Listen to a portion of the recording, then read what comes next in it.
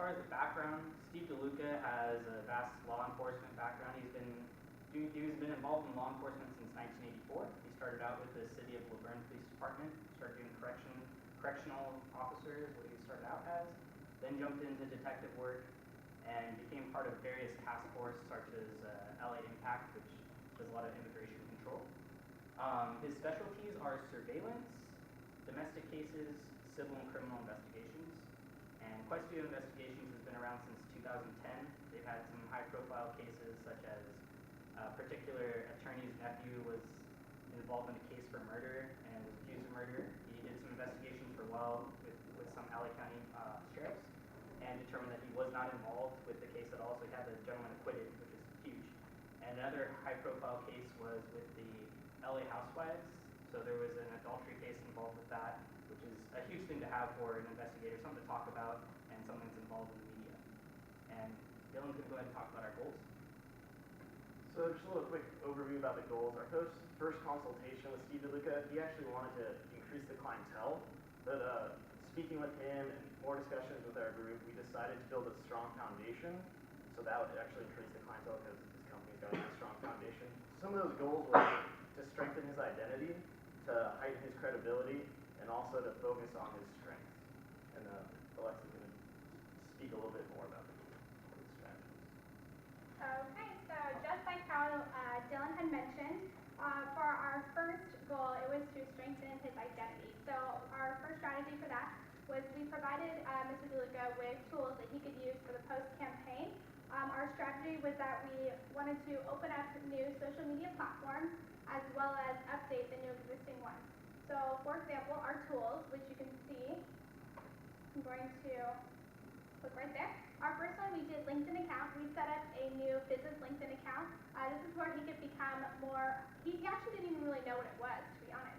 So we wanted to introduce him to the professional business world online. So the next one we did was a blog through Tumblr.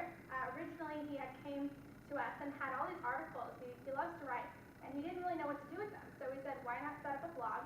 And we ended up linking it to his webpage, so it's there as well. Google Analytics, we wanted to create a database for him. This is it's not easy setting this up. Let me just tell you, that was very frustrating. But in the end, it's so worthwhile because at the end of it, when he does decide to increase his clientele, this database is going to track the traffic flow that's gone to his webpage. So over time, it will track all of that information, and he will be able to use that for when he does decide to increase his clientele, and he'll know what markets to reach and with what services. So the next one was our Facebook post. Dylan over here, he actually created 50 Facebook posts for Facebook. We started on November 4th. And every Tuesday and Thursday, up until the end of the campaign, we posted a post. We called them PI Tips from Steve DeLuca. And they were basically, we wanted to create more of a personality through his online platform. So that was one of the ways we did it. His business webpage, this was already set up. This is one of the pre-existing ones that we actually updated, reconstructed a little bit. Devin will talk to you a little bit more about what we did with that later. But we did put testimonials on that, which was great. We also did press releases, which was huge. So for each market, we did LA, Los Angeles, we did Orange County, and Riverside. And so what we did was we sent out press releases to each of those and tried to see who would pick it up. And in order to create these press releases, we needed a media list. So the media list is something where he can update over time, but we put contacts on there so we could better track who we sent out the press releases to. And then the last one, I know I didn't go in order, was our pitch letter. He, again, loves to write. He came up to us with, tons of letters that he was giving out to people, people in law firms, attorneys, they're all different. But we thought it would be best if we just create one letter, and that is the pitch letter. So he is going to be giving this pitch letter to everyone he's come in contact with that he would like to be working with. Okay, and I'm going to show you a little picture of the blog that we set up on Tumblr. We called it QUESTIO Inquiries, and our little tagline was Private Eye Seeking Truth for All. Okay, our second strategy, that was just the one, was we wanted to, again, our goal, remember, it was to heighten his credibility. So in order to do this, our strategy was we wanted to create testimonials. And so we contacted 10 past clients of Mr. DeLuca's, and we asked them if they could write reviews. And in the end, we received 3, and we put them on his webpage, which we will show you later. And our last strategy, right here, is we conducted research. We wanted to focus on Mr. DeLuca's strengths and his services, and so we conducted secondary research. Like we said, when we first met up with DeLuca, he wanted to increase his clientele. I know we've said that 3 times now, but we also asked him if he knew who his key audience was, and he actually didn't know. So we thought this would be a really good opportunity to make it a goal and really kind of dig deeper into it. And so in our key audiences, which Dylan will be talking about, he will further explain our secondary research and our findings. So Dylan? So just regarding the key audiences, the first thing that Steve DeLuca told us when we met with him was, I want all of Southern California to be covered by me. And of course, we're like, well, that's not a goal that we can possibly do maybe later down the line, but so we decided to break it up into Orange County, Los Angeles County, and Riverside counties. And what we decided to do was look at 2 of the highest crime cities in these counties so that we could send the pitches or the press releases to these certain people that covered those certain areas. So if you notice on the slide, Los Angeles, there was West Hollywood and Huntington Park were the 2 highest crime rates in those areas. And theft was a really big crime there. So what we can do is but we can send the press releases or pitches in a way that covers theft for these areas. And then for Orange County, we have Santa Ana and Anaheim are the highest 2 cities. And we already spoke about a little bit about the divorce. The divorce rate in Orange County is close to between 70 and 75%. So definitely sending pictures or press releases regarding that would definitely help him in those areas. And then Riverside County, the highest city in there is Paris, and they also were very high in theft with just like Los Angeles, so we could put a picture or press release in that area. And then Devin is going to talk about the campaign outcomes. All right, so Facebook overall, when we did the 50 posts, we've been tracking, the overall engagement on his webpage and the reach. So since we've been doing those since November 4th, we've seen a lot of traffic towards his Facebook page. He literally had like 1 or 2 friends that liked it, so it wasn't very good. We've seen a huge increase. It's 38 new ones since we've been doing the posts, so it's a big jump from 2. Also, Insights has been a great tool for us. We've been able to track the reach, engagement, and they do demographic as well. So it shows the age range, male and female, and as he gains more Facebook fans and likes and things like that, it'll pretty much spell out, who's interested in you and what are they interested in. The Facebook posts, we have particular tips and tricks, and if they like a particular tip more so than another, we can find that this may be a more useful service than some of those other ones. And like I said, the Facebook Insights was just a great tool to use overall for accounting outcomes. Enhancing the web page. So we talked about that. We made links to attach to his current web page for the Tumblr, the new Facebook, and his new business LinkedIn. So previously it was linked to his personal LinkedIn, which is not exactly what he wanted. We got the testimonials on there, so that was big. Just seeing another client put in what they experienced and how satisfied they were, it's nice to see. And did an overall cleanup. So there was a lot of wordiness, as Alexa said, he likes to write, and he applies that to everything he does.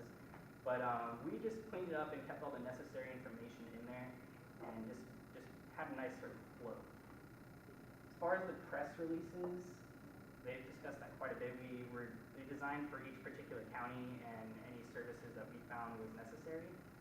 And we did get some contact back from one of them. It was more inquiring a job to work with Steve. So it wasn't exactly what he wanted, but we know that they're out there, they're getting contacts. So hearing something is better than nothing. We know that these press releases didn't do him a disservice, if you will.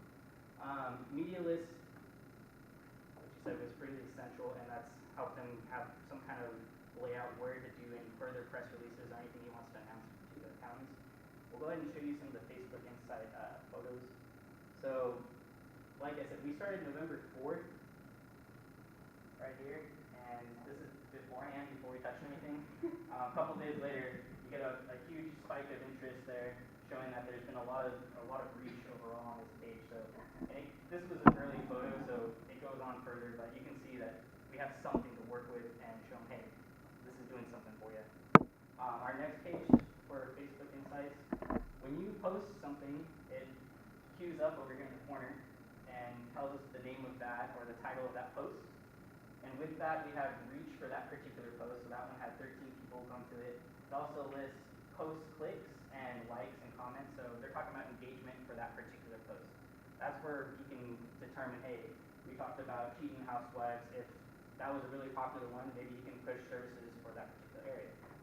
So like I said, you can see how this is going to be good information for Steve to work with. Below, this is just a screenshot from Google Analytics. The top part is just a general overview of the traffic going to his webpage. He didn't have this quite set up beforehand. We set up the account, finally got the tracking code to work that. Like Alex said, it's a headache to get that going. But now he'll be able to see the traffic throughout the year on his webpage and basically determine what's a busier time of the year and seeing how frequent he's getting his returning customers and existing clients to that same webpage. And down a little bit below, it's showing you exactly who's visiting from what area. So I mean, Lake Forest right now, I live in Lake Forest, I've been visiting his website, sorry.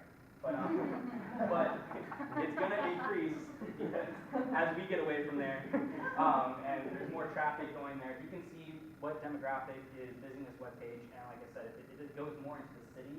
So if he wants to break down further in a particular city, Riverside, Orange County, he'll find that out. So you can see how that's a great tool for that. Someone with Barcelona apparently likes We're getting some international sections, so maybe he wants to go the worldwide detective. Cheating housewives are everywhere. Yes. All right. All right, fair. And go ahead and do recommendations with Dylan. So just for the spring 2014 Practical Advantage team, we just do have a few recommendations. The first thing is updating the media list. Anytime in PR advertising, you always want to make sure your media list is up to date and has not only top tier publications, but small ones as well. And I think that would really help for them, is getting the smaller publications to maybe get the press release or pictures out there. And also, especially with social media, Mr. DeLuca isn't exactly the most proficient in it, so we thought definitely an intern could help him out a lot, because he's running his own company and also trying to do all these Facebook posts and LinkedIn and everything like that. Definitely help with his intern.